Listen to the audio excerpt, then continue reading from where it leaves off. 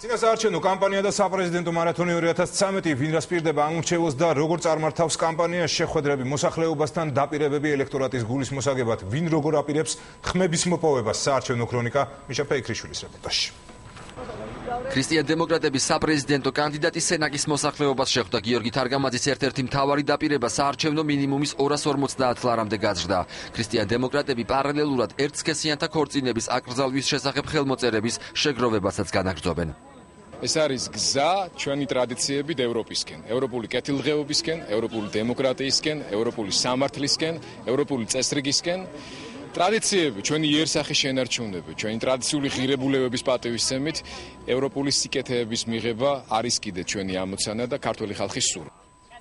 პრეზიდენტობის კანდიდატი შალვა ნათელაშვილი სოფელ დიცში ჩავიდა და პრემიერსა და გაეროს უშიშროების საბჭოს ტელეეთერით მიმართა. მთავარი ლეიბორისტი პრემიერს დიცში ჩასვლისკენ და ადგილობრივი მოსახლეობის მხარდაჭერისკენ, გაეროს კი უშიშროების საბჭოს მოწვევისკენ მოუწოდებს. კეთილინებოს ჩამობძანდეს აი აქ გაამხნევოს სამხედრო მოსამსახურეები, გაამხნევოს ხალხი და თქვას სიტყვა მთელი მსოფლიოს გასაგონად. ასე აკვარიუმებში და კაბინეტებში გამოკეტილი პრემიერ-მინისტრებითა და პრეზიდენტებით ჩვენ შორს ვერ წავალთ. სოფელ დიცში განვითარებული მოვლენები იყო დღეს ერთ-ერთი განხილვის თემა ეუთოს საპარლამენტო ასამბლეის პრეზიდენტთან შეხვედრისას. ოკუპირებულ ტერიტორიებთან ახლოს სოფელში განვითარებული მოვლენების შესახებ რენკო კრაკაკოპიჩთან ჯერ ნინო ბურჯანაძემ, მოგვიანებით კი გიორგი მარგველაშვილმა დახურულ კარს მიღმა ისაუბრეს. თქვენიც რომ ქვეყანაში არის ორ ხელისუფლებიანობა, ნაციონალური მოძრაობა და ქართული ოცნება ხელისუფლებაში.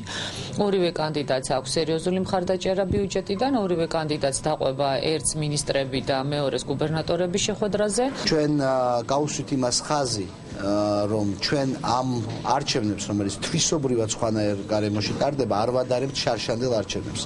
ჩვენ წლევანდელ არჩევნებს ვადარებთ ევროპულ დემოკრატიულ არჩევნებს, ევროპულ სტანდარტებს ვედრებით და არა ჩვენ არჩევნებს შარშანდელ არჩევნებს, რომელიც იცით როგორ მიმდინარეობდა, ასე რომ ეს კონტექსტი საერთოდ სხვა არის.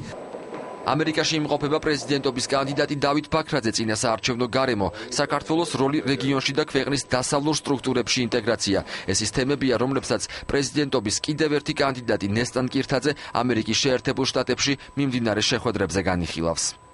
საქართველოს უსაფრთხოებისთვის, საქართველოს მთლიანობისთვის და ჩვენი ხალხის მომავლისთვის გადამწყვეტი მნიშვნელობა აქვს ჩვენი დასავლელი პარტნიორების და პირველ რიგში შეერთებული შტატების მხარდაჭერას.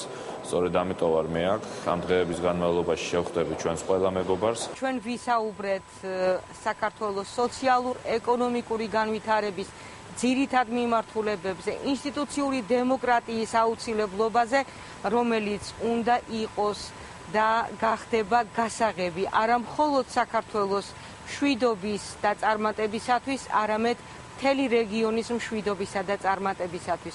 პრეზიდენტობის კანდიდატები წინასაარჩევნო შეხვედრებს განაგრძობენ.